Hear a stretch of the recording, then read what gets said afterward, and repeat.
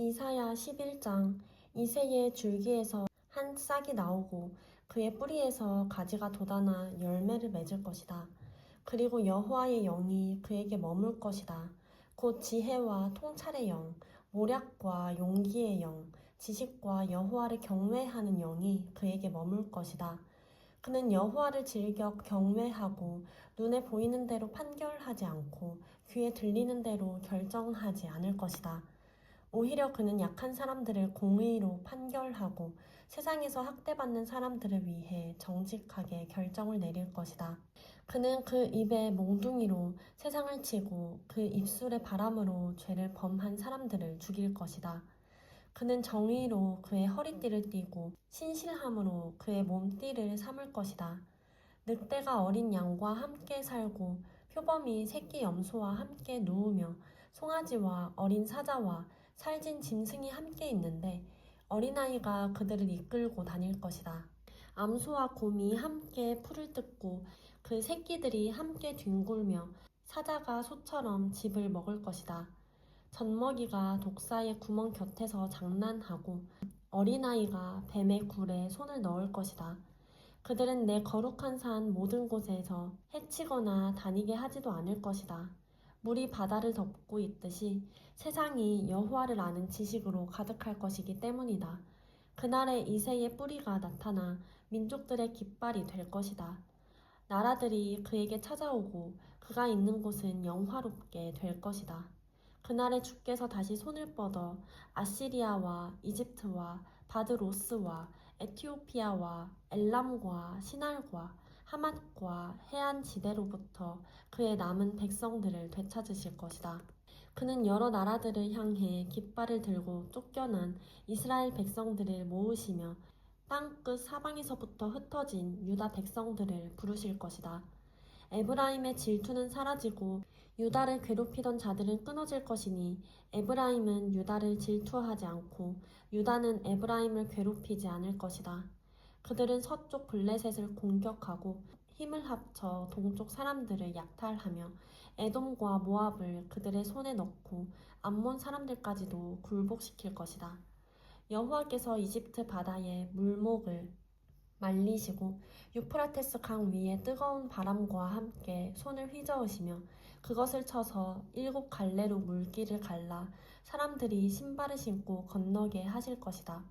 그래서 이스라엘이 이집트 땅에서 올라오던 때처럼 그것이 아시리아에서 살아남은 그의 백성들이 돌아올 큰 길이 될 것이다. 이사야 12장. 그날에 너는 이렇게 말할 것이다. 여호와여, 주께 감사합니다. 주께서 제게 분노하셨지만 주의 분노를 돌이키시고 저를 위로하시니 감사합니다. 보십시오. 하나님은 제게 구원이시니 제가 믿고 두려워하지 않겠습니다. 주 여호와는 제 힘과 노래이시며 제게 구원이 되셨기 때문입니다. 너는 구원이 샘에서 기뻐하며 물을 기를 것이다. 그리고 그날에 너는 이렇게 말할 것이다. 여호와께 감사하라. 그분의 이름을 부르라. 그분이 하신 일들을 민족들 가운데 알리고 그분의 이름이 높아졌다고 선포하라. 여호와를 노래하라. 그분이 위엄 있게 일하셨으니 이 일을 온 세상에 알리라. 시온의 주민아, 소리치며 기뻐 외치라. 너희 가운데 계시는 위대한 분은 바로 이스라엘의 거룩하신 분이기 때문이다. 이사야 13장. 아모스의 아들 이사야가 받은 바벨론에 내려진 판결이다.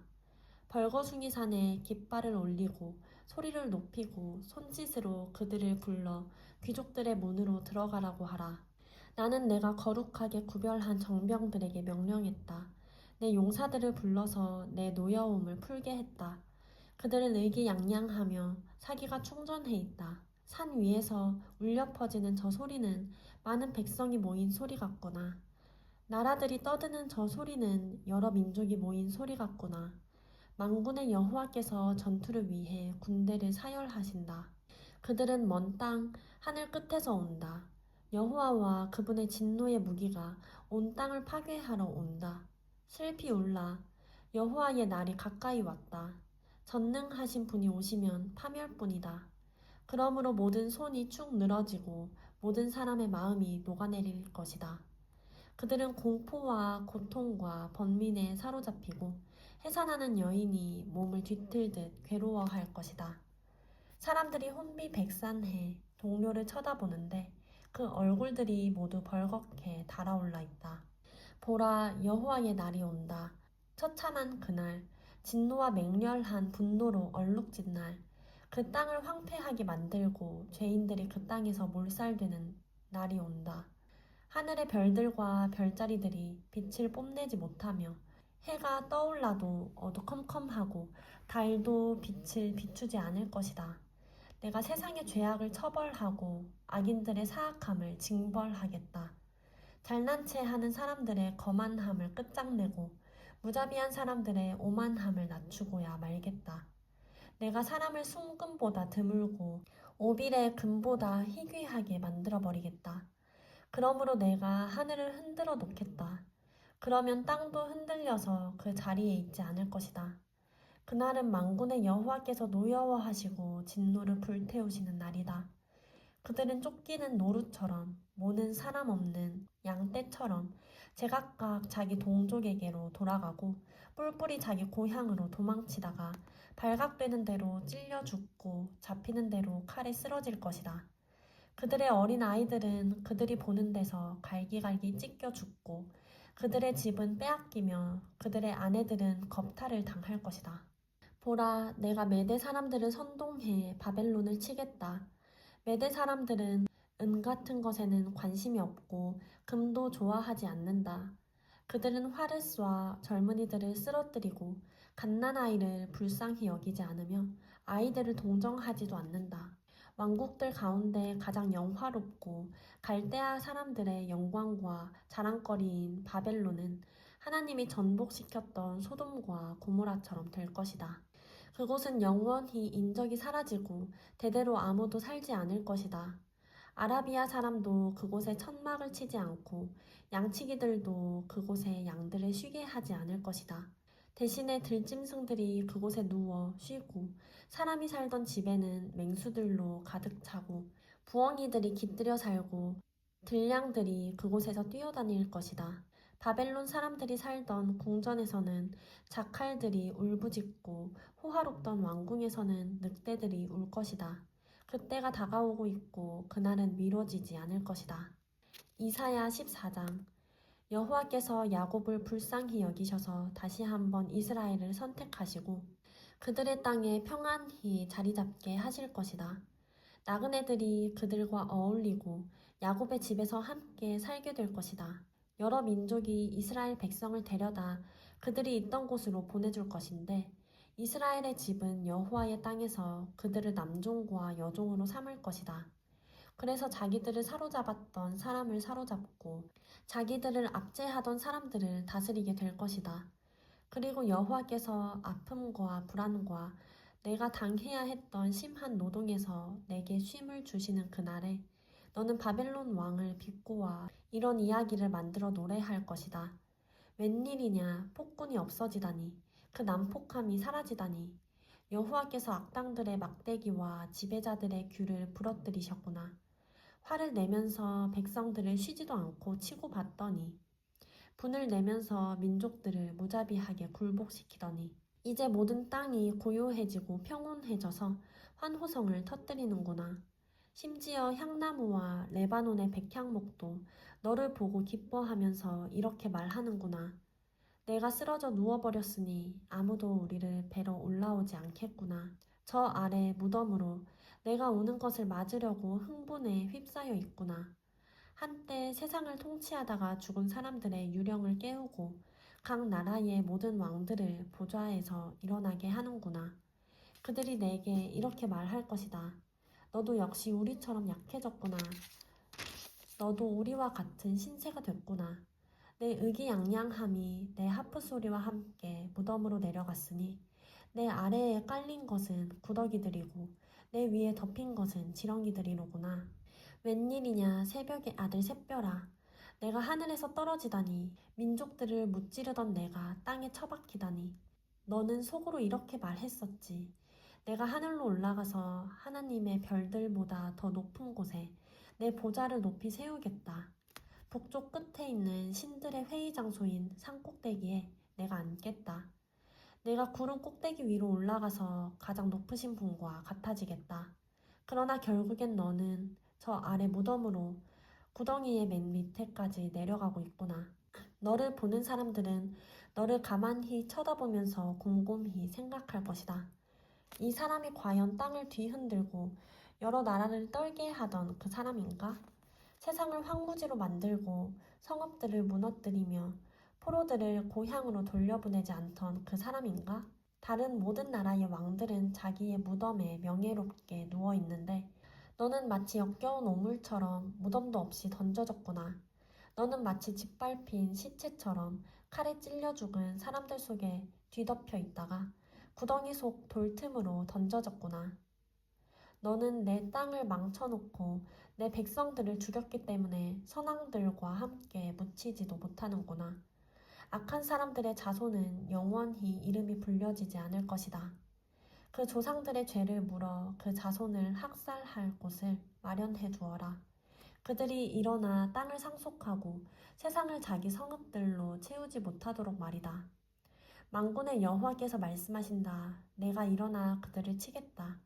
바벨론이라는 이름과 거기서 살아남은 사람들, 그 자손과 후손을 잘라내 버리겠다. 여호와의 말씀이다.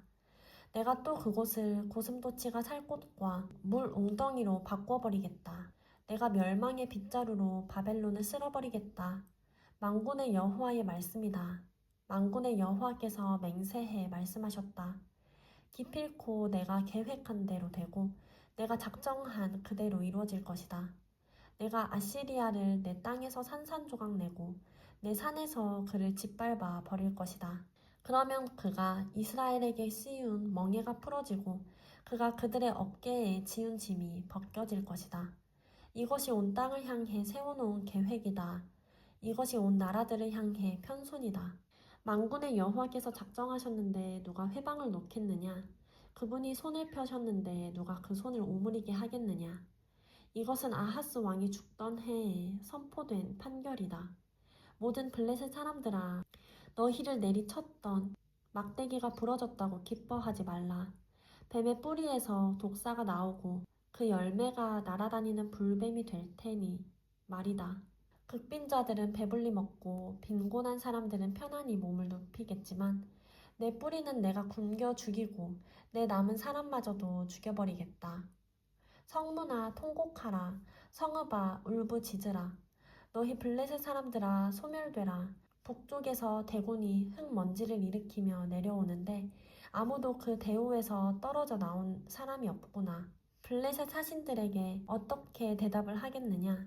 여호와께서 시온을 세우셨으니 고통당하는 백성들은 그리로 와서 피할 수 있다라고 말하라. 이사야 15장. 모압에 내려진 판결이다. 알이 유린당하던 그 밤에 모압이 망했다. 길이 유린당하던 그 밤에 모압이 망했다.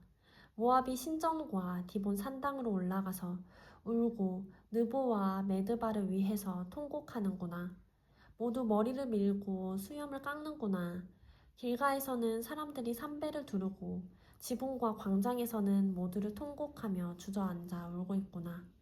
헤스본과 엘르알레가 울부짖는데 그 목소리가 야하스까지 들리는구나. 그러므로 무장한 모압 사람들이 큰 소리로 울어서 넋이 나가버렸다.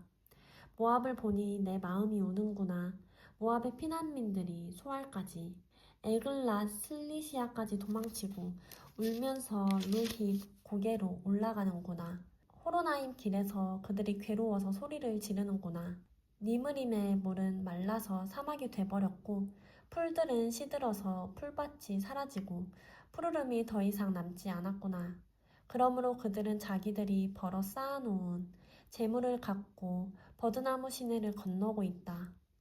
그들의 울부짖음은 모압 경계를 따라 메아리치고 그들의 통곡 소리는 에글라임까지 들리고 그들의 아우성 소리는 브엘 엘림까지 미친다.